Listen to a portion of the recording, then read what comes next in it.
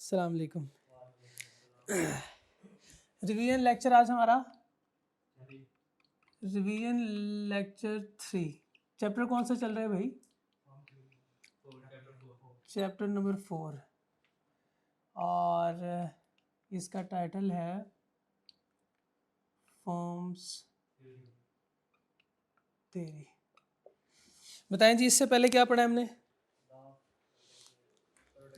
पहले दो लेक्चर हो गए थे, देखें क्लासें लिए, सारा कुछ हो गया, उसमें कोई कंफ्यूजन, कोई मसला, कोई परेशानी नहीं है जी। इसमें क्या बताएं, क्या पढ़ा था हमने? सबसे पहले हमने प्रोडक्शन फंक्शन को, लेक्चर 1 में प्रोडक्शन फंक्शन को डिस्कस किया। उसमें क्या था? लॉ ऑफ वेरिएबल प्रोपोर्शन और law of return to scale. पहले दिन में हमने इतना ही पढ़ा था। उसके बाद फर्म्स इक्विलिब्रियम से पहले हमने सीखा कॉस्ट, जिसके लिए ज़रूरी है, और दूसरी एसेंशियल चीज़ इसके लिए क्या थी? हाँ, चूंकि हमने पढ़ा था कि कोई भी फर्म जो है वो क्या चाहती है? Maximum profit. और प्रॉफिट आप अकाउंटिंग में कैलकुलेट करते हैं, रेवेन्यू माइनस कॉस्ट। तो प्रॉफिट निकालने के लिए, मैक्सिमम प्रॉफिट निकालने के लिए हमें रेवेन्यू भी चाहिए था और कॉस्ट भी चाहिए था। तो हमने पहले रेवेन्यू को डिस्कस किया, उसके डिफरेंट टाइप्स डिस्कस किए, फिर हमने कॉस्ट को डिटेल में पढ़ा, उसके ग्राफ को और टेबल को, टेबुलेशन के साथ इसको सीखा। तो दोनों का सीखने के बाद फिर क्या किया? फर्म इक्विलिब्रियम की तरफ गए। इक्विलिब्रियम के हमने कुछ रूल्स पढ़े और रूल्स के वो अप्लाई करके हमने डायग्राम्स देखी। कितने तरह के डायग्राम्स थी? 3 तरह की डायग्राम थी परफेक्ट में, और 3 डायग्राम थी इम्परफेक्ट में। और परफेक्ट में कौन कौन सी डायग्राम थी?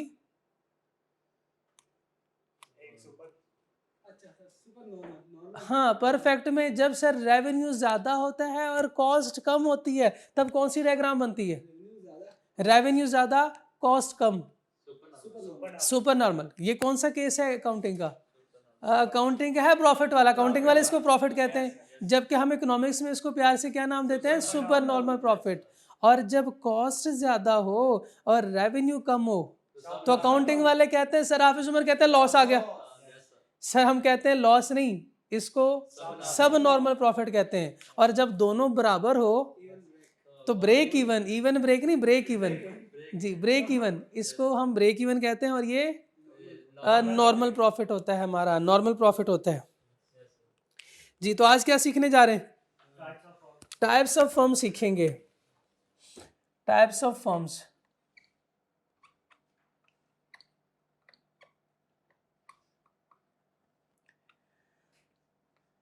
मुझे कोई बता सकता है कि इससे पहले हमने पढ़ा टाइप्स ऑफ फर्म कितनी है?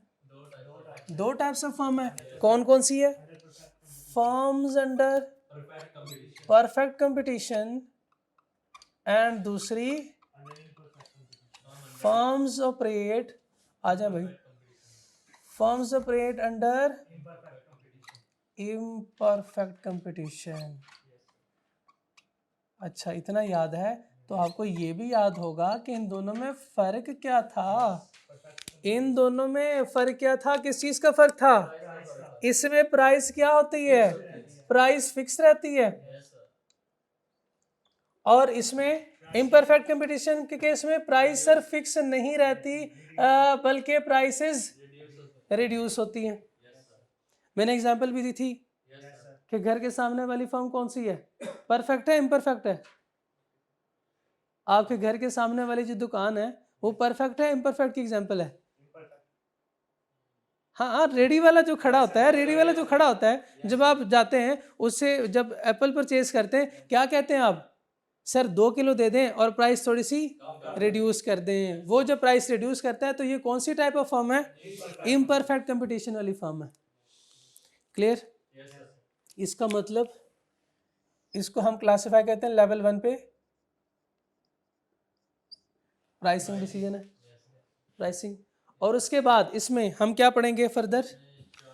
इसमें हम शॉर्ट रन और लॉन्ग रन। ये क्या है? इक्विलिब्रियम है। Equilibrium under perfect competition, short run और लॉन्ग रन। अच्छा, मुझे इक्विलिब्रियम की तरफ जाने से पहले इसमें फर्दर 3 टाइप्स हमने पढ़ी थी, डिटेल में डिस्कस नहीं किया था, लेकिन मैंने सिर्फ नाम बताए थे आपको। वो नाम लिखवाए क्या है, मोनोपोलिस्टिक कंपटीशन,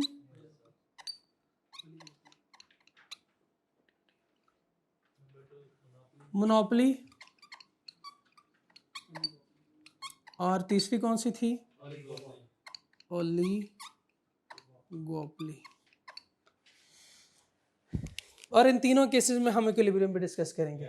मुझे बताएं, अगर कोई कॉन्सेप्ट मैंने पहले डिटेल में डिस्कस किया हो और फिर वो दोबारा फर्दर फ्यूचर के किसी टॉपिक में है, तो मुझे दोबारा डिटेल में डिस्कस करने की जरूरत है? चलें फिर देखते हैं। अभी तो आपने नो सर बोला है, आप अपनी बात पे कायम रहते हैं कि नहीं? जी बताएं, एक है परफेक्ट कंपटीशन और एक इम्परफेक्ट कंपटीशन, कौन सा पहले पसंद करेंगे? पहले परफेक्ट कंपटीशन। जी आपके पुरजोर फरमाइश पे पहले परफेक्ट कंपटीशन को डिस्कस करते हैं।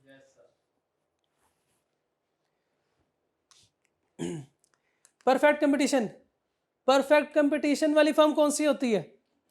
अभी तक हमने सीखा है जिसमें प्राइस फिक्स्ड हो, प्राइस फिक्स होती है। और इसमें हमने देखा भी था, जब हम रेवेन्यू पढ़ रहे थे उस वक्त के प्राइस कैसे ये फिक्स रहती है, और आपने देखा था price is equal to average revenue equal to marginal revenue. कुछ याद आया? और इसका कर्व कैसे ड्रॉ किया था हमने? Straight line parallel to x axis, बिल्कुल ठीक, शाबाश। परफेक्ट कंपटीशन डेफिनेशन देखें, ये वो सिचुएशन इन इंडस्ट्री, मार्केट वो स्ट्रक्चर है where large number of sellers, large number of seller से क्या मुराद है? तादाद में बेतहाशा होते हैं, बहुत ज्यादा होते हैं। क्या ये कोई एक दो फर्म होती है? क्या ये एक दो फर्म होती है? क्या बाहर जो दुकानें हैं क्या वो एक दो दुकानें? ये तादाद में बेतहाशा है, बहुत ज्यादा है। Are selling homogeneous product, homogeneous से मुराद सेम, तकरीबन सेम, तकरीबन कैसे? क्लोज आइडेंटिकल प्रोडक्ट, तकरीबन same. Example, wheat market, chicken market, egg market. Sir egg market कैसे? एग मार्केट कैसे? क्या ये जो बेचने वाले हैं तादाद में बहुत ज्यादा है? बिल्कुल शाबाश, बहुत ज्यादा है, बिल्कुल ठीक। होमोजीनियस प्रोडक्ट है? नहीं, कुछ अंडे सर बड़े होते हैं, कुछ छोटे होते हैं। सर मैंने खुद मेजर किया है। और नहीं, क्लोज आइडेंटिकल का मतलब ये नहीं है, अंडे तो वही है ना, वो ये तो अल्लाह की कुदरत है, छोटा अंडा बड़ा अंडा, ये तो प्रोडक्शन कैपेसिटी इनकी तो नहीं है ना। सर देसी अंडा और विलायती नहीं, ये डिफरेंस नहीं, ये डिफरेंस नहीं, वो भी अंडा है, एक मार्केट है, वो भी अंडे है। इसी तरह चिकन मार्केट, हाँ तादाद भी बहुत ज्यादा है और होमोजीनियस प्रोडक्ट है। Definition clear? एग्जाम्पल भी ओके। डेफिनेशन से ही हम कुछ कंडीशंस भी डिराइव करते हैं। अगर आपको डेफिनेशन समझ आ गई है तो फिर कंडीशंस आप वहां से डिराइव कर सकते हैं।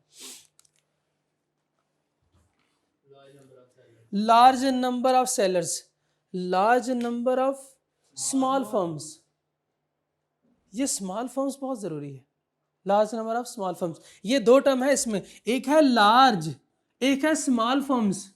तादाद में ज्यादा होंगी लेकिन छोटी छोटी दुकानें, छोटी छोटी फर्म्स, बड़ी नहीं होंगी, ज्यादा बड़ी फर्म्स नहीं होंगी, तादाद में ज्यादा होंगी लेकिन होगी छोटी छोटी।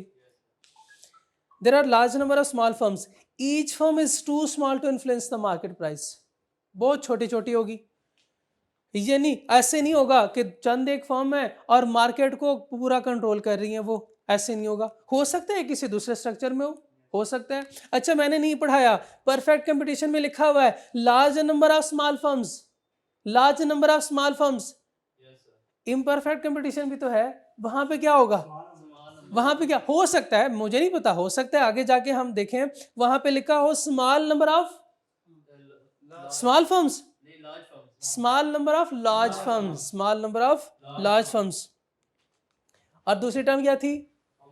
Homogeneous products, homogeneous product, homogeneous product, बिल्कुल शाबाश, homogeneous product, homogeneous product. All firms produce homogeneous product. मुझे बताएं अगर ये डिफरेंट प्रोडक्ट प्रोड्यूस करें तो? डिफरेंट प्रोडक्ट प्रोड्यूस करें सर, अगर डिफरेंट प्रोडक्ट करेंगे शाबाश, तो प्राइस भी डिफरेंट होगी, प्राइस भी उनकी डिफरेंट हो जाएगी।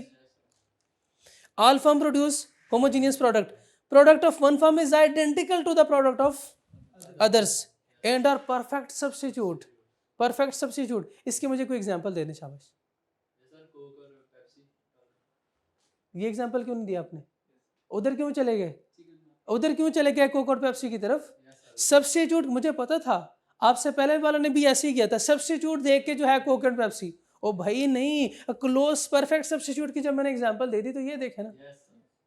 अब वो अंडा देखा आपने, वो जो छोटा बड़ा था, क्लोज सब्स्टिट्यूट है कि नहीं? मुझे बताएं, क्या वो आपको ये पहले मेजर करते हैं कि ये अंडा थोड़ा सा छोटा है, 20 रुपए का अंडा आप 19 दे दो? नहीं, आपसे भी 20 लेते हैं, उससे भी 20 लेते हैं। फ्री एंट्री एंड एग्जिट, हाँ जी, कोई गुंडे बाहर नहीं खड़े हुए, आप क्लास में एंटर हो रहे थे, आपने देखा किसी ने रोका आपको? नहीं। अगर आप जाना चाहें तो क्या आप जा सकते हैं? दफा हो जाओ। हाँ बिल्कुल जा सकते हैं, नहीं मान्यता नहीं है, मैं सिर्फ समझाने का मकसद ये था कि आपको रोकने वाला कोई नहीं है, चाहे आप क्लास में एंटर हो, अगर जाना भी चाहें तो आप जा सकते हैं, यानी फ्री एंट्री एंड एग्जिट है। इसकी एक एग्जांपल ये भी हो सकती, बाहर रेडी वाले खड़े होते हैं, एक रेडी वाला और आ गया, उसको पूछने वाला कोई नहीं, हाँ भाई कहाँ से आए, या हाँ भाई क्यों आए इधर, ये तो हमारा इलाका है, नहीं ऐसे पूछने वाला। अगर कहीं पे ऐसे है, अगर कहीं पे ऐसे है तो हम देखेंगे, हो सकता है शायद वो इम्परफेक्ट कंपटीशन हो, ये नहीं, मैं ये नहीं पढ़ा रहा इम्परफेक्ट कंपटीशन में क्या होगा मुझे नहीं पता, लेकिन यहाँ पे चूंकि लिखा फ्री एंट्री एंड एग्जिट, हो सकता है वहां पे फ्री एंट्री एंड एग्जिट ना हो, यहाँ पे लिखा है होमोजीनियस प्रोडक्ट, हो सकता है वहां यहाँ पे होमोजीनियस प्रोडक्ट ना हो, दोनों में फर्क है ना, परफेक्ट और इम्परफेक्ट में।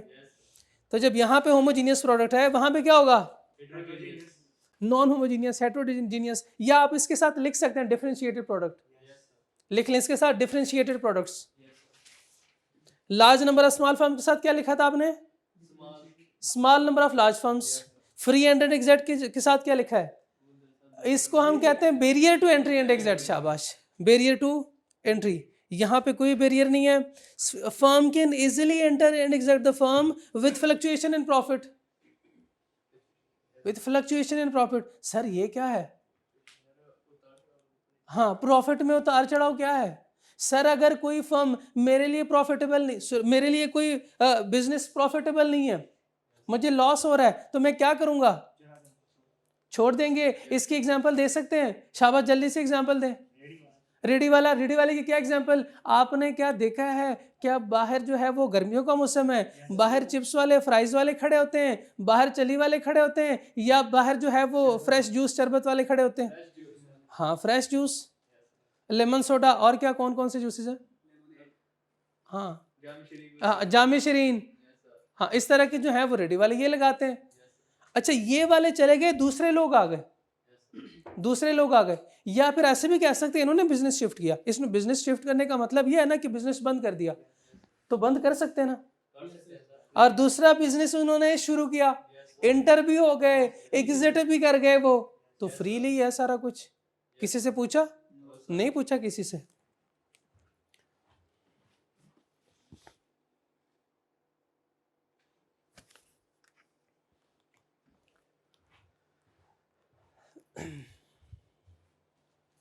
नेक्स्ट कौन सा है? Number 4, perfect knowledge of price. आप हफीज सेंटर गए?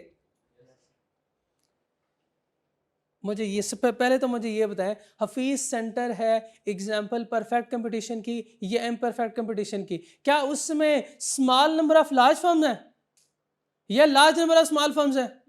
Large number of small firms. इधर भी दुकान, साथ वाले भी, साथ वाले की इतनी दुकान, साथ वाले की इतनी दुकान, और एक दुकान में दो दो लोग बैठे हुए हैं, दो दो शॉप्स हैं, तो large number of small firms है। और मुझे बताएं, क्या वो होमोजीनियस प्रोडक्ट सेल कर रहे हैं? आईफोन 15 अगर इसके पास भी पड़ा है तो उसके पास भी वही आईफोन 15 पड़ा हुआ है, उसके पास क्या, उसके आईफोन 15 को टायर लगे हुए हैं, एक्स्ट्रा टायर लगे हुए, उसको दूसरे वाले को पर लगे हुए हैं? नहीं, वही आईफोन 15 है।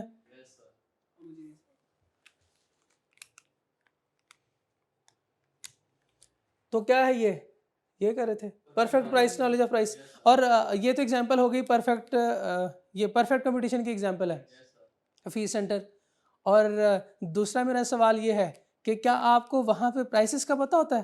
Small large number of small farms होंगी, तो अगर हमें एक जगह से हमें लगे, हम दूसरी जगह से पूछ लेंगे। हाँ, दूसरी जगह से पूछेंगे, तीसरी जगह से पूछेंगे, हर कोई तकरीबन आपने देखा होगा सेम प्राइस बताता है आपको। कोई ऐसे नहीं कहता सर आईफोन 15 आप वो आपको दे रहे हैं 1.5 लाख का, आप ऐसा करें इधर 1 लाख दे दें।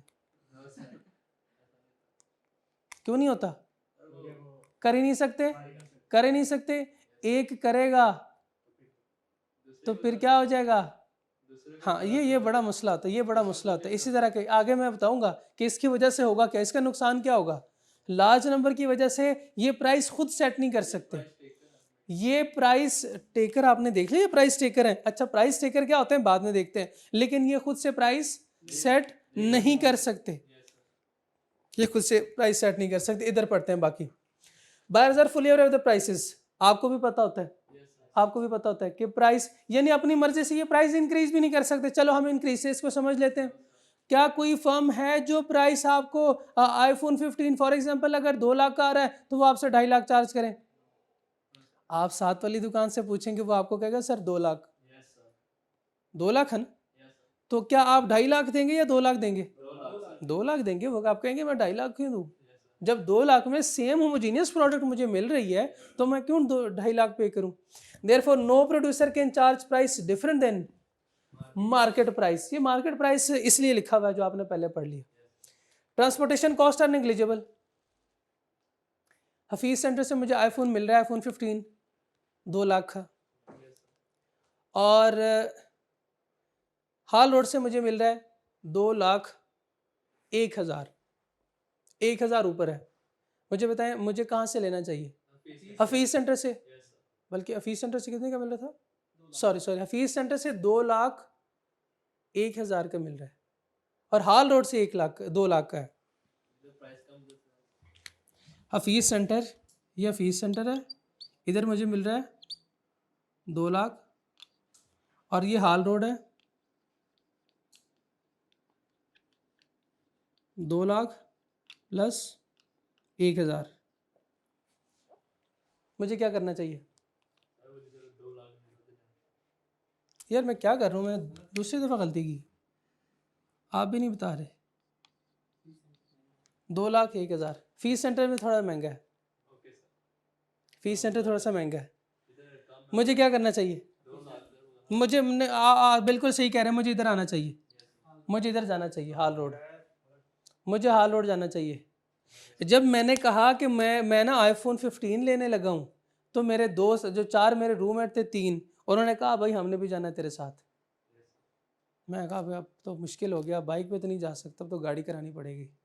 चलो भाई, उसने कहा भाई करना है तो बस लेना है तो साथ चलेंगे, भाई हैं सारे। मैंने कहा ठीक है। 500 का सिर्फ जाने का किराया, 500 का वापस आने का किराया। अब सिर्फ इतनी बात नहीं है, शायद अगर मैं 500 में काम हो भी जाए ना, तो जब वापस आएंगे यार ट्रीट भी लेंगे, ट्रीट भी है ट्रीट, तो फिर ट्रीट के चक्कर में क्या होगा, वही कॉस्ट पूरी हो जाएगी। ये सिर्फ कॉस्ट ये नहीं है, टाइम कॉस्ट है। सिर्फ टाइम कॉस्ट नहीं है, आप इसकी जगह पे कुछ और भी तो कर सकते थे। उतनी टाइम में तो आप जो है वो इकोनॉमिक्स का पूरा एक चैप्टर रिवाइज कर सकते थे। चैप्टर 2 आप उतनी देर में रिवाइज कर लेते, कर सकते थे ना। तो मुझे बताएं आपको क्या करना चाहिए? हफीज सेंटर जाना चाहिए। फिर ट्रांसपोर्टेशन कॉस्ट अगर नेग्लिजिबल है, अगर ये तो बहुत ज़्यादा है ना, तो फिर बस अगर negligible because of zero transportation cost, इस केस में जीरो ट्रांसपोर्टेशन कॉस्ट होगी। अगर zero transportation cost, price discrimination at different location is not possible. Price discrimination at different location is not possible. लेकिन अगर डिफरेंस है, ट्रांसपोर्टेशन कॉस्ट ज़्यादा, अगर transportation cost ज़्यादा, 500 जमा 500 जमा फिर इनको ट्रीट देनी पड़ गई, तो हाँ मैं पागल हूँ जो मैं हाल उड़ जाऊँ? मैं तो कहूँगा ठीक है यार, देना तो फिर भी है इनको। तो क्लियर हो गया? Perfect mobility of factor of production, perfect mobility of factors of production. Perfect mobility है, मशीनरी है, आप इसको चेंज कर सकते हैं, एक जगह से उठा के दूसरी जगह लेके जा सकते हैं, दूसरी जगह लेके जा सकते हैं। सबसे पहले तो मुझे ये बताएं, क्या आप जो है वो लेके जा सकते हैं इसको? इजाजत है इसकी? क्यों? फ्री एंट्री एंड एग्जिट है, शाबाश, बिल्कुल फ्री एंट्री एंड एग्जिट है। हम अपनी दुकान उठाएं, दूसरी जगह शिफ्ट हो जाएं, फ्री एंट्री एंड एग्जिट है। अगर तो ये free entry and exit possible है तो फिर ये भी पॉसिबल, परफेक्ट मोबिलिटी। यानी फैक्टर प्रोडक्शन, हम बंदों को अगर एक डिपार्टमेंट से उठा के दूसरी डिपार्टमेंट में लगा सकते हैं, यानी जिसकी प्रॉफिटेबिलिटी ज्यादा होगी तो हम बंदों को उधर ही लगाएंगे। ऐसे है ना, कोक वाले, ये पेप्सी वाले, लेस भी बना रहे हैं, पेप्सी भी बना रहे हैं, कोक भी। अगर लेस की डिमांड बढ़ गई तो उनको क्या करना चाहिए? उस लेबर को शिफ्ट करना चाहिए, कहाँ पे? लेस में, कि भाई आप अब बनाओ लेस, ठीक है, उसकी डिमांड बढ़ गई। तो अगर मोबिलिटी पॉसिबल है तो फिर क्या होगा? Factor production can easily move in or out of the market to increase or decrease supply in the according to the demand. Market में उसके सप्लाई को हम इंक्रीज या डिक्रीज कर सकते हैं। मुझे बताएं, इस एग्जांपल में किसकी सप्लाई बढ़ी है? लेस की सप्लाई बढ़ गई। और किसकी सप्लाई कम हो गई? पेप्सी की या कोक की सप्लाई कम हो गई। Firms are efficient, firms are efficient. अच्छा, मैं आपसे पहले एक सवाल ना पूछूं, मुझे बताएं इसमें प्राइसेस जो है वो ज़्यादा होंगी या कम होंगी इस केस में? क्यों? Large number of small firms हैं, large number of small firms हैं। अगर एक भी थोड़ी सी प्राइस इंक्रीज करता है तो उसके जो कस्टमर होंगे वो दूसरी तरफ शिफ्ट हो जाएंगे, शिफ्ट हो जाएंगे। फर्म्स अंडर परफेक्ट कंपटीशन और एफिशिएंट फर्म्स, इनकी जो कॉस्ट होती है वो चाहेंगे कॉस्ट कम से कम हो। क्यों?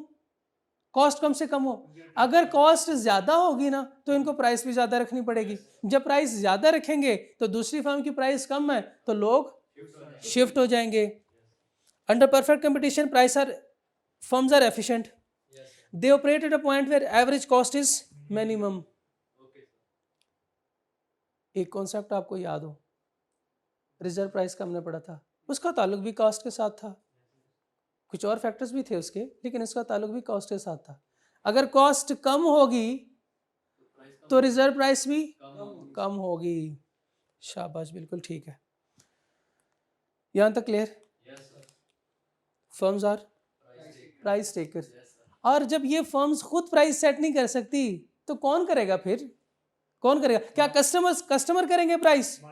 क्या कस्टमर? इन्होंने दुकान लगाई हुई है, आईफोन 15, आईफोन 14, आईफोन 13, और कस्टमर आया, सर ये लें 10,000 रुपये, आईफोन 15 दे दें। अगला आया, सर आईफोन 7 दे दें, ये 1.5 लाख ले लें। क्या कस्टमर प्राइस सेट करेगा?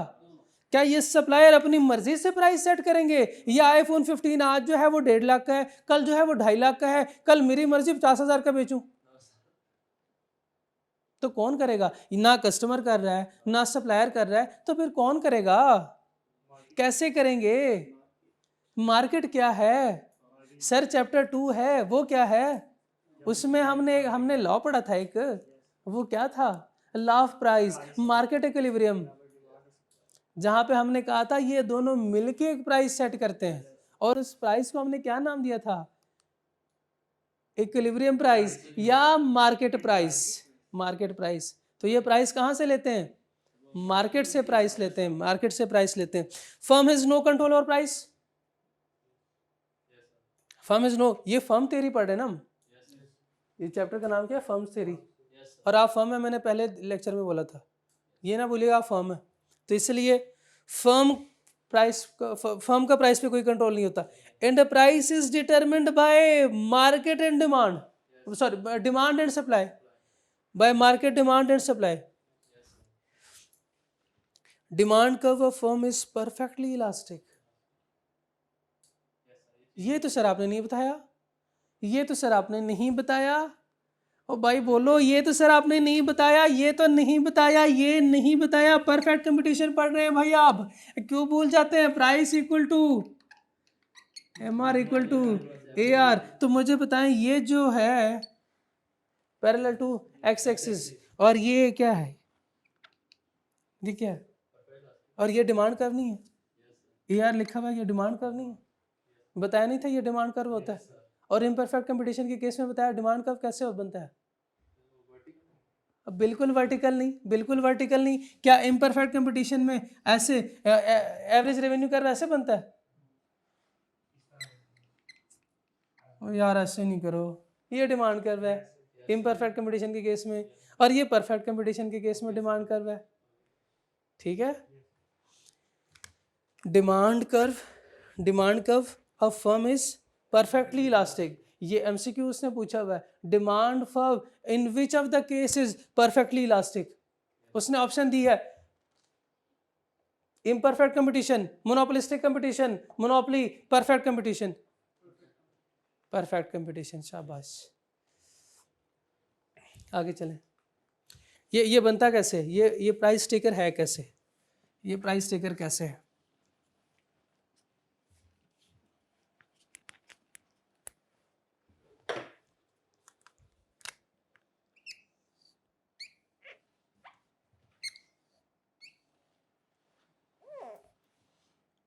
ये क्या है? मार्केट है, और ये हमारी फर्म है ना, और ये है फर्म अंडर परफेक्ट कंपटीशन, और ये मार्केट। जी बताएं, इसका इधर क्या लिखूं? क्वांटिटी आउटपुट, शाबाश, ठीक है। इधर भी क्वांटिटी, और इधर प्राइस के लिए पी, ठीक है जी। प्राइस कैसे डिटरमिन होती है?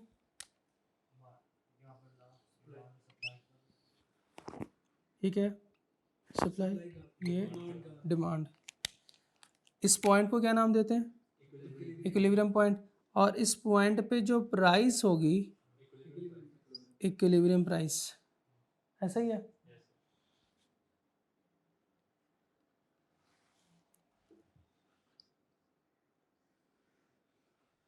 ये प्राइस प्रिवेल करेगी, ये प्राइस ऐसे, P is equal to M R equal to A R. पहले मैंने सिखाया था, अब साबित हो गया। साबित हो गया। क्या मुझे बताएं, इससे ज़्यादा प्राइस रख सकती है ये फर्म? क्यों? परफेक्ट कंपटीशन है सर, प्राइस चेंज नहीं होगी। एक जवाब ये है। दूसरा, ये large number of small firm है, अगर प्राइस इंक्रीज करते हैं तो दूसरी फर्म की प्राइस कम होगी, कंज्यूमर शिफ्ट कर जाएंगे। क्या ये कम प्राइस रख सकती है? रख सकती है, लेकिन क्यों रखेगी? नुकसान होगा उनको, नुकसान होगा। क्लियर? यहाँ तक, आगे चलते हैं।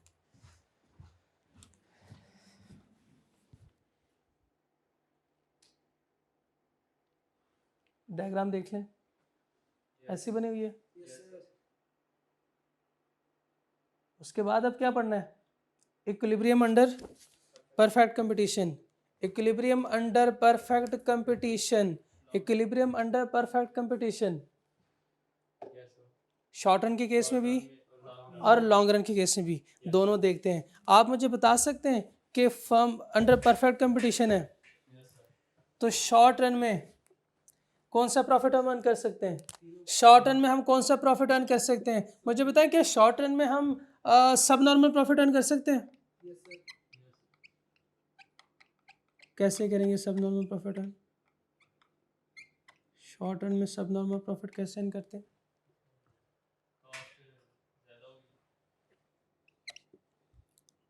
दूसरा प्रॉफिट सर, बिल्कुल नॉर्मल प्रॉफिट भी अर्न कर सकते हैं,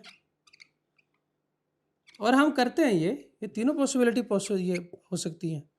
ये है super normal profit, super normal profit. और लॉन्ग रन के केस में सिर्फ normal profit only, super use बाकी क्यों नहीं? सब नॉर्मल क्यों नहीं?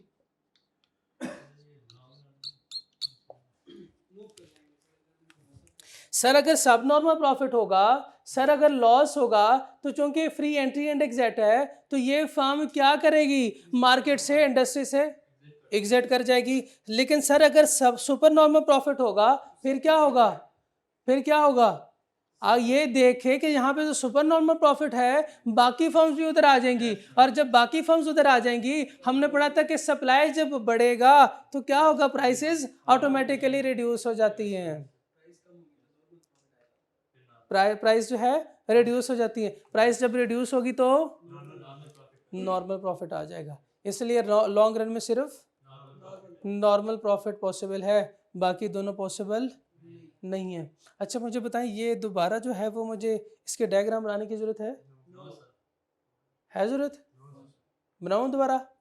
नहीं, अगर फिर भी कोई कहता है कि बनाने की जरूरत है तो फिर वो जाके lecture revision lecture number 2A देख लें, सॉरी 2B देख लें, ठीक है। बी में मैंने करवाया दोबारा सारा जी। इसका ताल्लुक जो है वो सिर्फ और सिर्फ इसका प्राइस और इसका कॉस्ट के साथ, ठीक है। ये देख लें, इधर से मैं आपको सिर्फ दिखा देता हूँ। Scan completed.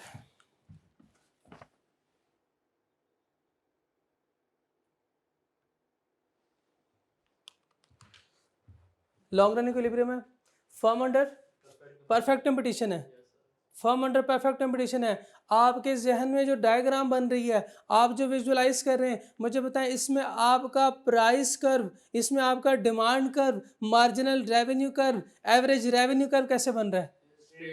Straight line parallel to, मुझे ये ना बताएं, मुझे बताएं परफेक्टली इलास्टिक बन रहा है, परफेक्टली इनइलास्टिक बन रहा है? क्योंकि अब आप बड़े हो गए, अब आप इकोनॉमिस्ट हैं, अब आप प्रोफेशनल हैं, तो प्रोफेशनल लैंग्वेज में इसको क्या कहते हैं? परफेक्टली इलास्टिक, है कि नहीं? अच्छा, कुछ रूल्स भी थे उसके, डायग्राम बनाने के लिए कुछ रूल्स हमने पढ़े थे। सर पहले क्या करें, पहले क्या करें? मार्जिनल रेवेन्यू और एवरेज रेवेन्यू ये ड्रॉ करें, ये आ गया। सर उसके बाद क्या करना है? मार्जिनल कॉस्ट कर्व ड्रॉ करना है, ये ले मैंने मार्जिनल कॉस्ट कर्व ड्रॉ किया। सर उसके बाद क्या करना था? उसके बाद इक्विलिब्रियम पॉइंट, ये ला इक्विलिब्रियम पॉइंट, और इक्विलिब्रियम पॉइंट के ऊपर, इक्विलिब्रियम पॉइंट पे not at any other level, सिर्फ इक्विलिब्रियम लेवल पे हमने देखना था कि हम कौन सा टाइप ऑफ प्रॉफिट अर्न कर रहे हैं, तो उसको सामने रखते हुए एवरेज कॉस्ट का ड्रॉ करना है। ये लॉन्ग रन है, और लॉन्ग रन के केस में परफेक्ट कंपटीशन है। लॉन्ग रन में हम सिर्फ नॉर्मल प्रॉफिट अर्न कर सकते हैं, नॉर्मल प्रॉफिट अर्न कर सकते हैं। और नॉर्मल प्रॉफिट के केस में क्या था? नॉर्मल प्रॉफिट का मतलब ये है कि revenue is equal to cost, revenue is cost, इसका मतलब इक्विलिब्रियम पॉइंट पे क्या होगा? Average revenue, cost equal to revenue. ये एक्सप्लेनेशन आप रीड कर लीजिएगा जस्ट जी। परफेक्ट कंपटीशन के केस में शॉर्ट रन है, शॉर्ट रन और perfect competition can earn super normal profit भी अर्न कर सकते हैं, नॉर्मल और हमने पढ़ा सब नॉर्मल प्रॉफिट भी अर्न कर सकते हैं। Perfect, no buyer and seller is in position to influence the price. Sir हमें पता है, सर बताते भी ना तो हमें पता है, जब सर आपने लिखा है ऊपर परफेक्ट कंपटीशन है तो मुझे तो पता है कि प्राइस हम चेंज नहीं कर सकते, और अगर प्राइस चेंज नहीं कर सकते तो वही प्राइस प्रिवेल करेगी जो मार्केट में है। यहाँ पे वो हम देख चुके सर, वो प्राइस हम देख चुके, और हमने देख लिया कि ये प्राइस कर्व कैसे बनेगा? Straight line parallel to x axis. The firm will produce as long as MR greater than MC। वो कह रहा है कि फर्म को प्रोडक्शन करनी चाहिए, और ज़्यादा करनी चाहिए, और ज़्यादा करनी चाहिए, मैंने बिल्कुल कहा करनी चाहिए। फर्म्स प्रॉफिट मैक्सिमाइजेशन, ये maximum point will be where MC equal to MR। हम फर्म इक्विलिब्रियम में पढ़ चुके, हम फॉर्म इक्विलिब्रियम में पढ़ चुके, और मैंने आपको दिखाया कि इस पॉइंट पे मैक्सिमम, और हम चाहेंगे कि हमेशा ये पॉइंट है, ये इस पॉइंट पे ही रहे, और लॉन्ग टर्म के लिए रहे, और हमेशा हमेशा के लिए रहे। इसीलिए तो ये लॉन्ग रन में हम नॉर्मल प्रॉफिट अर्न कर रहे थे। क्योंकि अगर आप देखें तो इस पॉइंट के बाद किधर गया वो? इस पॉइंट के बाद क्या हो रहा है? इस पॉइंट के बाद क्या हो रहा है? नहीं, इधर नहीं समझ आ रहा, दूसरे में समझाऊं फिर? इधर देख ले चलें, cost is equal to revenue है। जब रेवेन्यू ज़्यादा कॉस्ट कम, तो हम प्रोडक्शन करेंगे, हम कहेंगे जी प्रोडक्शन करो, और करो, और ज़्यादा करो, और ज़्यादा करो। एक पॉइंट आएगा जहाँ पे ये दोनों इक्वल आएंगे, हम कहेंगे ये पॉइंट भी ठीक है, यहाँ पे भी प्रोडक्शन करो। ये मार्जिनल कॉस्ट है ना, ये टोटल कॉस्ट तो नहीं है। एडिशनल कॉस्ट है, और एडिशनल कॉस्ट हमने कहा बाबर आजम जो है वो 50 कर रहा है, अब हम चाहेंगे हर मैच में 50 करें, मार्जिनल कॉस्ट हम हर मैच में 50 करें, हर मैच में 50 बनाए, हम ऐसे ही चाहेंगे ना हर मैच में 50 हो बाबर आजम की। जब हर मैच में 50 होगी तो लॉन्ग टर्म में वो चल सकेंगे। लेकिन कभी अगर ऐसे हो गया कि कॉस्ट ज़्यादा हो गई और रेवेन्यू कम हो गया तो फिर लॉस होगा। यानी जैसे इस पॉइंट से थोड़ा सा आप आगे जाएंगे, जैसे इस पॉइंट को क्रॉस करेंगे तो कॉस्ट ज़्यादा होगी, और जैसे आपको लगा कि कॉस्ट ज़्यादा, आपके कान खड़े हो जाएंगे, अब तो कॉस्ट ज़्यादा आ रही है, अब तो मुझे जो मुनाफा मिल रहा है मुनाफा कम है ना, मुनाफा कम है ना, तो आप इस पॉइंट तक रह सकते हैं। आप कहते हैं इधर तक मैं बर्दाश्त कर सकता हूँ, तो इससे ज़्यादा होगा तो फिर मुझे नुकसान हो जाएगा। ये तो हर कोई चाहता है ना, ये तो हर कोई चाहता, लेकिन ये पॉसिबल नहीं है, पॉसिबल हमेशा के लिए पॉसिबल नहीं है, लॉन्ग टर्म में ये पॉसिबल नहीं है। ये क्लियर? इसमें बाकी भी क्लियर? वो दिखा दूं दोबारा, ड्रॉ करने की जरूरत तो नहीं है ना, बस फिर ठीक है, ये खुद से आप देख लीजिएगा। ये दो है, नॉर्मल प्रॉफिट के डायग्राम भी और सब नॉर्मल भी देख लें। और ये मैंने आपको बता दिया कि रिस्टोरेशन कैसे होगी। रिस्टोरेशन कैसे होगी?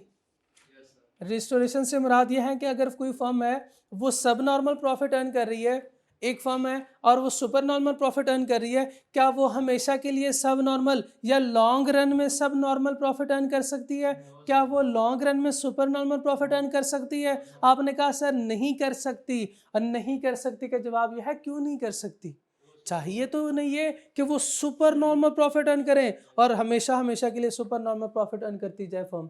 हमने पढ़ा although firm under perfect competition can earn supernormal profit, कमा सकती है फर्म, कमा सकती है ये firm super normal profit, normal profit भी और सब नॉर्मल प्रॉफिट भी, लेकिन शॉर्ट रन में, but they can only earn normal profit in the long run.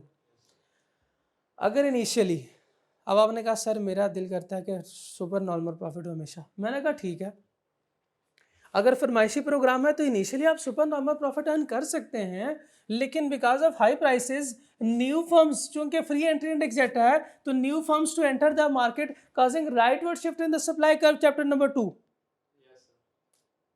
Rightward shift कहता है तो मैं दिखा दूं चैप्टर नंबर 2 में, ये याद है ना, क्लियर है ना, कोई मसला तो नहीं है इसमें। Rightward shift in the supply curve, sir जरा पॉज कीजिएगा, ये चैप्टर 2 हमारा दिखा देता हूँ आपको, ये हमारा चैप्टर 2 है। चैप्टर 2 डिमांड एंड सप्लाई में हमने पढ़ा चेंज इन मार्केट इक्विलिब्रियम या effect of supply on price. Supply के कम या ज़्यादा होने की वजह से क्या होता है? देखिए हमने कहा कि न्यू फर्म आएगी, जब न्यू फर्म्स आएगी तो क्या होगा? सप्लाई बढ़ेगी, जब सप्लाई बढ़ेगा तो क्या होगा? अब देखते हैं सप्लाई बढ़ेगा, मुझे नहीं पता, चैप्टर 2 में मैंने पढ़ा था। राइटवर्ड शिफ्ट इन डिमांड है ये, इसके बाद आता है leftward shift in demand curve, फिर नीचे आएगा rightward shift in supply curve, rightward shift in supply curve, rightward shift in supply curve. इधर भी क्या यही लिखा हुआ था, राइटवर्ड शिफ्ट लिखा हुआ था, यही है ना, rightward shift in supply curve.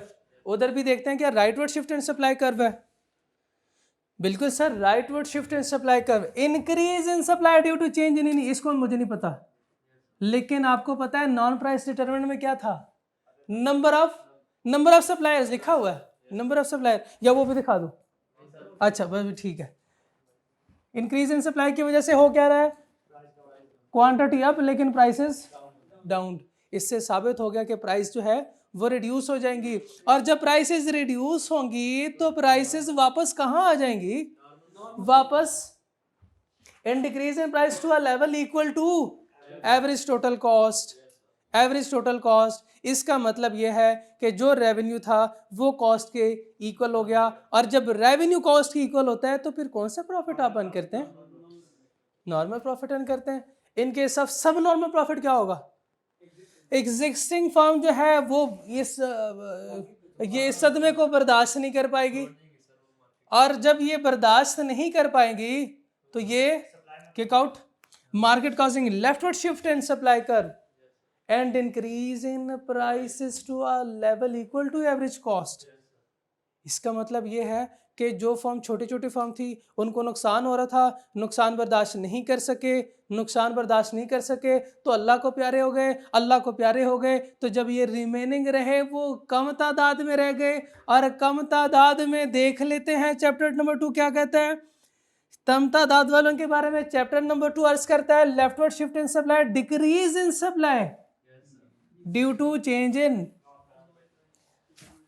Prices वापस अप। ये सब नॉर्मल प्रॉफिट था, प्राइसेस वापस अप हो गई हैं। अब होके कितनी होंगी, equals to average total cost. और जब रेवेन्यू इक्वल टू कॉस्ट हो जाए तो आप कौन सा प्रॉफिट अर्न करेंगे। देयरफॉर लॉन्ग रन में price always moves back to the position where all firms are earning normal profit. यही साबित करना था मैंने, हो गया साबित।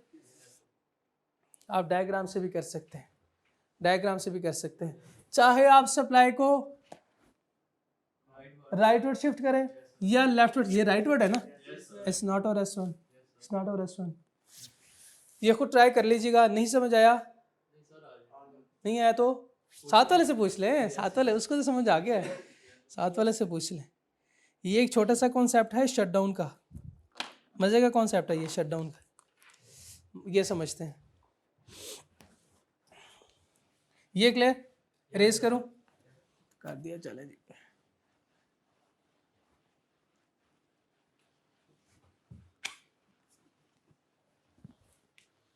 शटडाउन, मेरा आपसे सवाल होगा, मुझे आपने बताना। अच्छा पहले तो ये बताएं शटडाउन किसे कहते हैं।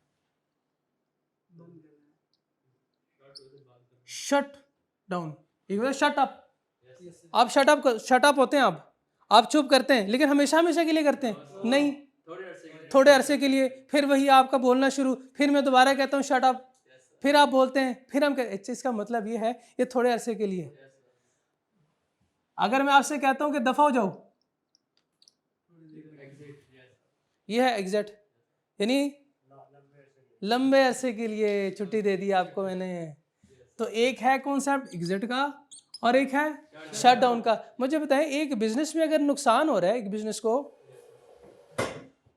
हाँ, और वो कहें कि 2 हफ्ते के लिए आज से CNG स्टेशन बंद, तो गवर्नमेंट ने ऐलान किया आज से 2 हफ्ते के लिए CNG स्टेशन बंद, अब कोई CNG नहीं डलवाएगा।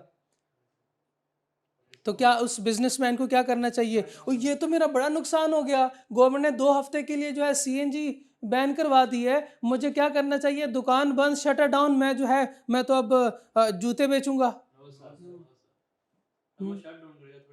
वो थोड़े अरसे के लिए वो कहेगा कि चलो कोई नहीं, दो हफ्ते के लिए है, 2 हफ्ते के लिए बंद कर देता हूँ, उसके बाद दोबारा उसी बिजनेस पे आ जाऊंगा।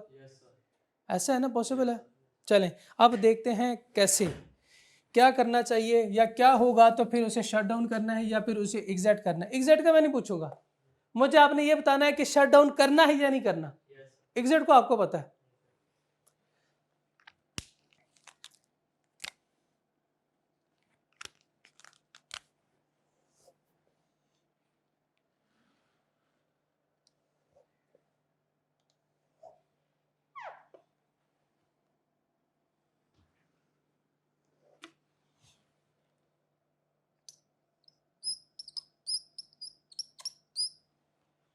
आप बिजनेस कर रहे थे, आप बिजनेस से अर्न कर रहे थे 1 लाख,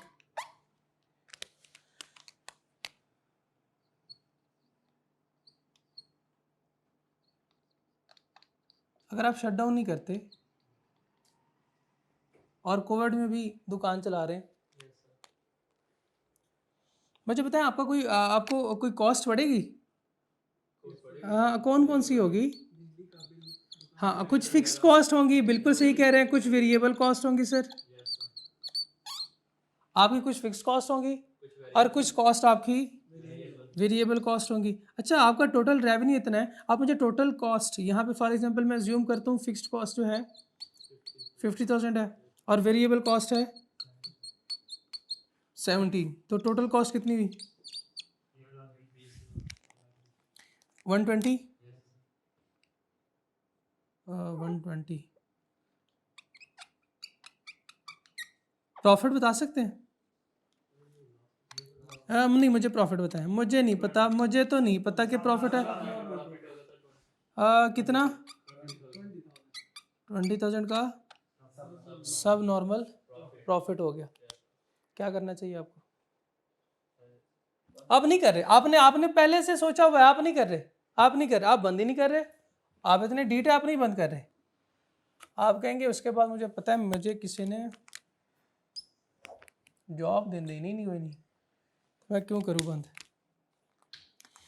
अच्छा, आपने कहा चलो यार, घर वालों ने कहा कितना नुकसान हम बर्दाश्त नहीं कर सकते, इतना नुकसान हम बर्दाश्त नहीं कर सकते। आपने कहा मेरे पास फिर ऑप्शन ये है कि मैं दुकान को बंद करूं, दुकान को ताला लगा दूं। दुकान को ताला लगाएंगे, मुझे बताएं तो फिर रेवेन्यू कितना आएगा? रेवेन्यू तो कोई नहीं आएगा, दुकान तो बंद है। अच्छा, जब दुकान बंद है तो दुकान का जो मालिक है क्या वो भी किराया लेने नहीं आएगा? आएगा, वो आएगा। तो वो कॉस्ट फिक्स्ड है चूंकि, इसीलिए वो किराया तो आएगा। अच्छा, कोई ऐसी कॉस्ट भी है कि हम अगर प्रोडक्शन ना करें तो वो कॉस्ट हमें नहीं बेयर करनी पड़ेगी? वेरिएबल कॉस्ट होती है। बताएं, वेरिएबल कॉस्ट पे 70 होगी, 60 होगी? नहीं होगी। क्यों होगी? जब रेवेन्यू कोई नहीं है, जब दुकान बंद है तो क्यों प्रोडक्शन है? तो प्रोडक्शन ही कोई नहीं, प्रोडक्शन ही नहीं है तो वेरिएबल कॉस्ट ही कोई नहीं। मुझे बताएं, रेवेन्यू 0, प्रोडक्शन टोटल कॉस्ट जो है वो 50, अब प्रॉफिट कितना है? 50,000 का सब नॉर्मल प्रॉफिट, 50,000 का सब नॉर्मल प्रॉफिट। आप एक अक्लमंद जो सीए कर रहे हैं, बताएं क्या फैसला करेंगे? अब फैसला आपके हाथ में, आप फैसला आपके हाथ में। दुकान बंद करेंगे, दुकान को चलाएंगे? बंद करेंगे सर, पहले कॉस्ट कम थी, अब ज्यादा आ रही है। दुकान को बंद करेंगे, दुकान को बंद करेंगे, यानी आप ये कहना चाह रहे हैं हम सर थोड़े ऐसे के लिए इसको बंद कर देंगे, 2-3 महीने के लिए इसको बंद करेंगे, शट डाउन करेंगे? शट डाउन करेंगे तो आपको हर महीने कितना देना पड़ेगा? 50,000। घर वाले पहले आपसे तंग थे कि 20,000 जो है वो घर से लेके जा रहा है, अब जो है वो जब आपने कहा 50,000, उसने कहा दुकान खोलो वापस। मुझे बताएं, ऐसी सिचुएशन में दुकान बंद करनी चाहिए या नहीं? नहीं करनी चाहिए ना, नहीं करनी चाहिए। बिल्कुल आपका फैसला ठीक है कि इसको क्या करना चाहिए। सिचुएशन ए में no shut down, no shut down. जी हाँ, बिल्कुल बिल्कुल। अच्छा, मुझे बताएं, ये सिचुएशन है एक, तो एक अगर ये बिजनेस कर रहा है तो रेवेन्यू इतना आएगा, इसकी कॉस्ट फिक्स कॉस्ट इतनी है। अगर तो ये वेरिएबल कॉस्ट जो है ये है 120,000, टोटल कॉस्ट आपको पता है कितनी होगी? तो मुझे, हाँ, टोटल कॉस्ट जो है वो आप कैलकुलेट ऐसे कर सकते हैं, दोनों को ऐड करें। आप मुझे प्रॉफिट बता सकते हैं? आप कर रहे थे बिजनेस, आपने कहा हम सर हम करेंगे, हम करेंगे, मैं और करूँगा बिजनेस। मैंने कहा और करेंगे तो वेरिएबल कॉस्ट आपकी बढ़ेगी। जी बताएं फिर क्या करना है? प्रॉफिट बताएं, प्रॉफिट और सब नॉर्मल प्रॉफिट है। ये हम क्या कर रहे थे? इफ नो शट डाउन, यही था ना? ये आप देख सकते हैं, इफ नो शट डाउन है। कहाँ से पता चल रहा है भाई? इधर से देखें, रेवेन्यू भी है और वेरिएबल कॉस्ट भी है। जी क्या करना चाहिए मुझे? अब हमें शट डाउन कर देना चाहिए। क्यों? क्योंकि सर ये देखें, पहले मुझे 50,000 देना पड़ रहा था, अब मुझे 70,000 देना पड़ रहा है। पहले 50,000 देना पड़ रहा था, अब 70,000 देना पड़ रहा है, तो मुझे क्या करना चाहिए? शट डाउन करना चाहिए, शट डाउन करना चाहिए। पहले मैं आपने कहा था कि सर नहीं करना चाहिए, अब आप कह रहे हैं कि सर शट डाउन कर देना चाहिए, शट डाउन कर देना चाहिए। आपको लग रहा है कहीं पे कोई चेंज है? कहीं पे कोई चेंज? सिर्फ वेरिएबल कॉस्ट में आपको नजर आ रहा है चेंज? ये जो तब्दीली सरकार आपको नजर आ रही है ना, और ये सिर्फ और सिर्फ कहाँ पे है, ये वेरिएबल कॉस्ट में है, वेरिएबल कॉस्ट। तो एक रूल सुन लें, अगर वेरिएबल कॉस्ट रेवेन्यू से ज्यादा है, वेरिएबल कॉस्ट किससे ज्यादा है, रेवेन्यू से ज्यादा है, वेरिएबल कॉस्ट ज्यादा रेवेन्यू कम, तो हमें क्या करना चाहिए, शट डाउन करना चाहिए। यस, शट डाउन करें। अगर वेरिएबल कॉस्ट रेवेन्यू से कम है तो नहीं करना चाहिए, बस एक ही रूल है, एक ही रूल है, इसका मतलब ये हुआ, तो शट डाउन हमें नहीं करना चाहिए, बस ठीक है। इसके पीछे इतनी ही कहानी थी, लेकिन ये समझाना बहुत ज़रूरी था, इस कॉन्सेप्ट को समझाने के लिए ये टेबल बहुत ज़रूरी है। Shut down point is the point in short run. अच्छा मुझे आप तो ये बताएं, ये शॉर्ट रन का कॉन्सेप्ट क्यों है, ये क्यों सर? यहां से भी आप देख सकते हैं फिक्स्ड कॉस्ट भी है, वेरिएबल कॉस्ट भी है। एक तो आपकी बात ठीक है, ये थोड़े अरसे के लिए है, ये थोड़े शॉर्ट रन के लिए है, शॉर्ट रन के लिए, लेकिन सर वेरिएबल कॉस्ट और फिक्स्ड कॉस्ट भी आ रही हैं। जब दोनों कॉस्ट आ रही हैं इसमें, इसका मतलब और इसमें तो सिर्फ और सिर्फ ये फिक्स्ड कॉस्ट आ रही हैं। नहीं है तो सही, लेकिन चूंकि प्रोडक्शन नहीं है इसलिए वेरिएबल कॉस्ट भी नहीं है। अगर प्रोडक्शन होती है वेरिएबल कॉस्ट भी होनी थी। where price equal to average variable cost, price equal to average variable cost, firm will stop its production if price falls before average variable cost। average variable price किसे कहते हैं, अब price equal to average revenue, average revenue falls before average variable cost। क्या कहना चाह रहा है, average revenue कम है किससे, average variable cost से, एवरेज रेवेन्यू कम है किससे, एवरेज वेरिएबल कॉस्ट से। तो फिर हमें क्या करना चाहिए, शट डाउन करना चाहिए, शट डाउन करना चाहिए। और मैक्सिमम पॉइंट की बात ये कर रहा है, वेयर प्राइस इक्वल टू ये, firm will stop its production. जैसे ही इससे नीचे आएगा ना, फर्म अपनी प्रोडक्शन स्टॉप कर दी। फिर सर ये क्या है, एवरेज कॉस्ट, ये क्या है, एवरेज वेरिएबल कॉस्ट, ये इसके ऊपर क्यों है, ये पहले मुझे ये बताएं दो कर्व क्यों ड्रॉ किए।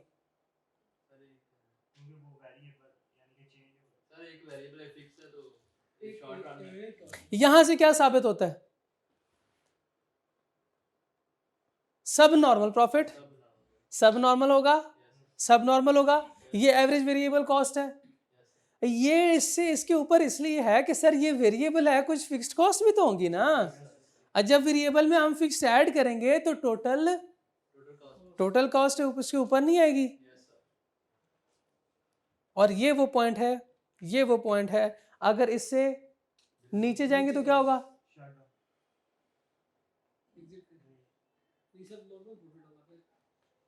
इससे नीचे जाएंगे तो क्या होगा, यानी कॉस्ट कम हो जाएगी, रेवेन्यू ज्यादा हो जाएगा। फिर तो नहीं करना चाहिए, हम तो चाहते ही हैं कि रेवेन्यू ज्यादा और कॉस्ट कम हो, लेकिन जैसे जैसे इसके ऊपर जाएंगे तो वो क्लियर, ये पढ़ लीजिएगा, ये अब आसान है, ये अब आप कर सकते हैं। नेक्स्ट आगे चलें।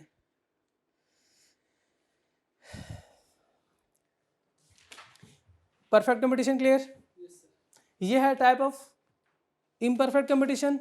इम्परफेक्ट कंपटीशन में सबसे पहला मोनोपोलिस्टिक कंपटीशन को डिस्कस करते हैं। लाइक जैसे हमने परफेक्ट कंपटीशन को में पहले उसके डेफिनेशन सीखी और उसके एग्जांपल्स पढ़ी हमने, फिर कुछ हमने फैक्टर्स भी देखे वो सीखे। इसी तरह हम इसमें क्या करेंगे, पहले इसको डिफाइन करेंगे, इसकी एग्जांपल्स देखेंगे, कुछ कैरेक्टरिस्टिक्स, कुछ फीचर्स या कंडीशंस पढ़ेंगे।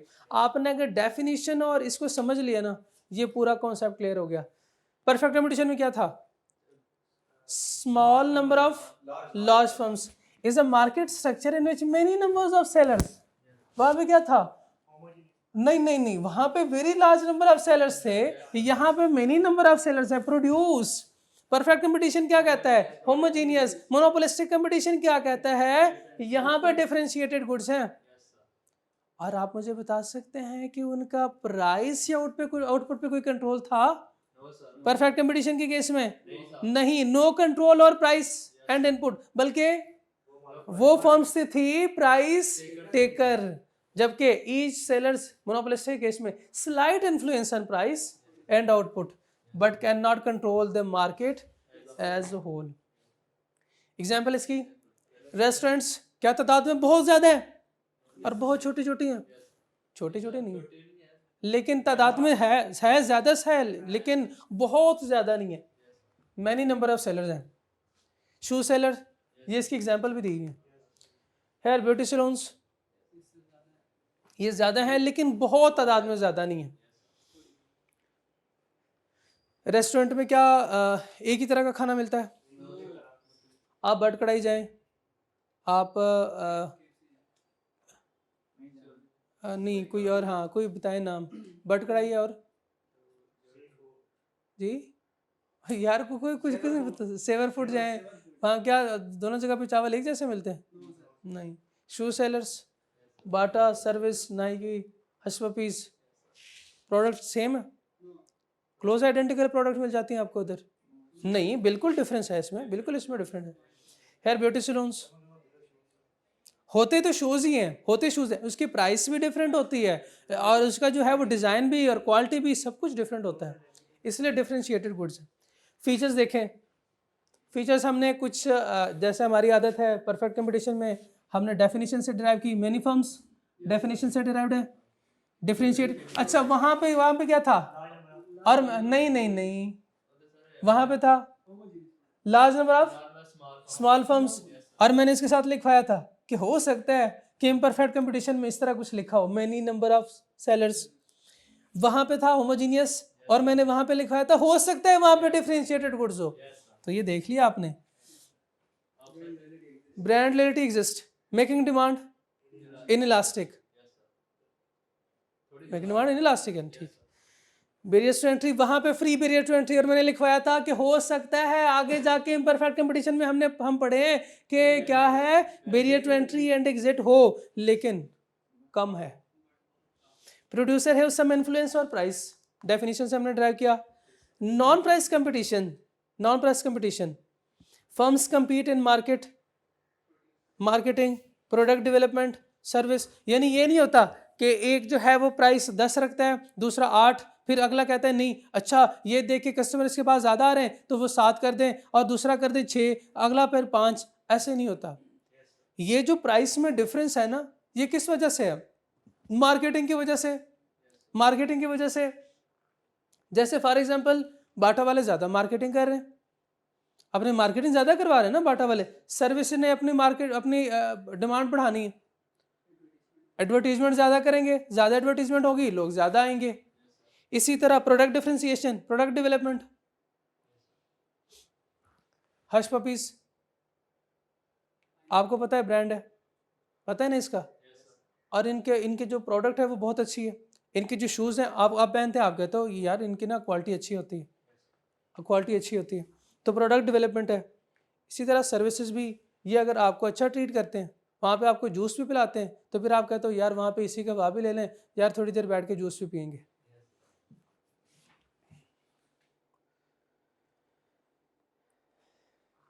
Advantages and disadvantage of monopolistic competition. Advantage में क्या है? नो से, अच्छा एक बात सुन लें, हो सकता है फर्म के लिए डिसएडवांटेज हो और वो आपके लिए एडवांटेज हो, या हो सकता है फर्म के लिए एडवांटेज हो लेकिन आपके लिए डिसएडवांटेज। अच्छा जितने भी एडवांटेजेस और डिसएडवांटेजेस पॉसिबल थी, हो सकती थी, इन्होंने सारी एडवांटेज में डाल दी और जो डिसएडवांटेज थी डिसएडवांटेज में। इसकी बाइफर्केशन नहीं की कि ये फर्म के लिए एडवांटेज है और कंज्यूमर के लिए डिसएडवांटेज है। इसकी बाइफर्केशन नहीं की कि ये फर्म के लिए डिसएडवांटेज है और कंज्यूमर के लिए क्या है, एडवांटेज है।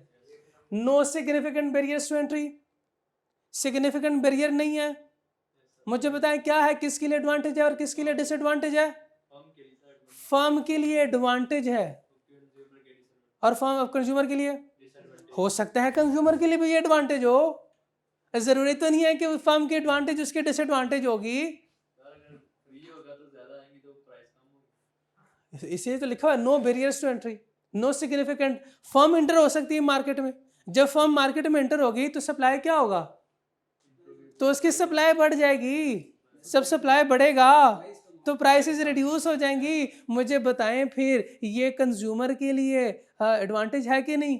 कंज्यूमर के लिए भी एडवांटेज है और फर्म के लिए भी एडवांटेज है। आगे देखते हैं, differentiation increase consumer choice. Advantage है कंज्यूमर के लिए, बिल्कुल एडवांटेज है consumer choice. More efficient then monopoly. Yes sir, monopoly में एक है मोनोपोली का नहीं हमने पढ़ा। मोनोपोली सुन ले, मोनोपोली के साथ लिखें सिंगल सप्लायर। आगे जाके वहां पे ये concept, more inform consumer due to heavy advertisement. जब एडवर्टीजमेंट ज़्यादा होगी वो आपको एक एक फीचर्स बताएंगे, आपको डिटेल में लेके जाएंगे, तो आपको सारी इन्फॉर्मेशन, हाँ दोनों के लिए जो है ये एडवांटेज है। मैंने इसलिए बताया कि आगे चल के फिर भी वहाँ पे एडवांटेज और डिसएडवांटेज आनी हो सकता है किसी एक के लिए एडवांटेज हो और वही दूसरे के लिए डिसएडवांटेज हो। Differentiation can be unnecessary differentiation करेंगे, एडवर्टीजमेंट इतनी ज़्यादा करेंगे, इतनी, बाबर आजम को हायर किया पेप्सी वालों ने, नसीम शाह को भी हायर किया पेप्सी वालों ने, इसके अलावा जितने भी ड्रामा एक्टर हैं उनको भी हायर कर रहे हैं, और वो जो पुराने हैं उनके वो भी आ रहे हैं। मुझे बताएं इसकी ज़रूरत थी क्या? उनको पता नहीं था ये पाकिस्तानी अवाम पागल है फिर भी उन्होंने पीनी है बोतल? जब पता भी है उसके बावजूद इतनी एडवर्टीजमेंट क्यों करवा रहे हैं? Due to wasteful competition resources are spent on advertisement which can be spent on other useful project for society. इनको करना ये चाहिए था कि पेप्सी वाले क्या करें, स्कॉलरशिप दें, स्टूडेंट को स्कॉलरशिप दें और बाहर भेजें। ये भी तो कर सकते। पब्लिक पार्क्स जो है उसमें भी ये इन्वेस्ट कर सकते हैं, डैम्स में इन्वेस्ट कर सकते हैं, मल्टी प्रोजेक्ट और भी हैं। लेस एफिशिएंट, यहाँ पे कॉस्ट हाई क्यों होती है? ये खुद कॉस्ट है, ये खुद कॉस्ट है, इसलिए ये कॉस्ट है। दिन परफेक्ट कंपटीशन, क्योंकि परफेक्ट कंपटीशन में ये चीज़ नहीं है, वहाँ पे प्राइस सेम है तो इसलिए उनको ज़रूरत नहीं पड़ती। आपने देखा हो सफ़ेद अंडा ले लो, बड़ा अंडा ले लो, बड़ा अंडा नहीं, ऐसे नहीं है, हर किसी के पास एक ही अंडा है। Prices are higher as compare to perfect competition. क्यों? ना, प्राइस पे इनके कंट्रोल होता है। भूल गए आप? नहीं, प्राइस पे इनके कंट्रोल होता है, वो क्यों नहीं बता रहे? ये प्राइस मेकर हैं। अच्छा मुझे बताएं, इसमें भी इक्विलिब्रियम है, इसमें शॉर्ट रन भी है, लॉन्ग रन भी है। बताएं जी, शॉर्ट रन में कौन सा प्रॉफिट अर्न कर सकती है ये फर्म?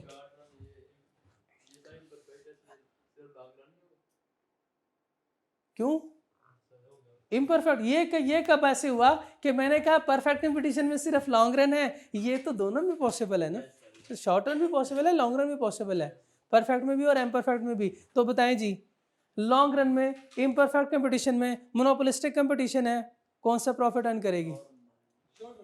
शॉर्ट रन में, शॉर्ट रन में तीनों, और लॉन्ग रन में नॉर्मल।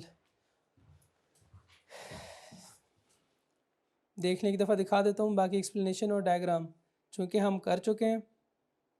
ये शॉर्ट रन है, लॉन्ग रन आपने देख लिया। सेम वही बातें तो इधर लिखी हुई थी, सेम वही बातें इधर भी, लेकिन इसमें डिफरेंस क्या है? यस, क्योंकि ये इम्परफेक्ट कंपटीशन है और इम्परफेक्ट कंपटीशन की वजह से प्राइसेस रिड्यूस होंगी। जब प्राइस रिड्यूस होंगी तो एवरेज रेवेन्यू और मार्जिनल रेवेन्यू का कर्व कैसे बनेगा? Downward slope. ये ठीक है।